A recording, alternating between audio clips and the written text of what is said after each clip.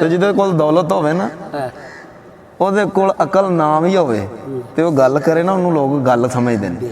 ਤੇ ਜਿਹਦੇ ਕੋਲ ਦੌਲਤ ਨਹੀਂ ਉਹ ਜਿੱਡੀ ਮਰਜ਼ੀ ਚੰਗੀ ਗੱਲ ਕਰੇ ਉਹ ਕੂੜ ਹੀ ਹੁੰਦੀ ਹੈ। ਉਹ ਦੁਨੀਆ ਵਾਸਤੇ ਉਹ ਕੂੜ ਹੀ, ਉਹ ਗੱਲ ਨਹੀਂ। ਮਾਇਆ ਬਾਜ ਡੁੱਬੇ ਅਕਲ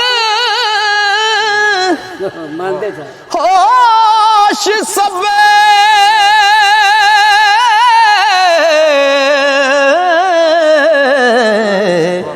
ਕਿਸੇ ਫਿਕਰ ਨਾ ਰਹੇ ਉਹ ਸਾਨ ਮੀਆਂ ਮਾਇਆ ਵਾਸਤੇ ਦੀਨ ਈਮਾਨ ਡੋਬਣ ਹੋ ਜਿੰਨਾ ਅਹਿਮ ਕਾਨਾ ਕੋਈ ਆਣ ਮੀਆਂ।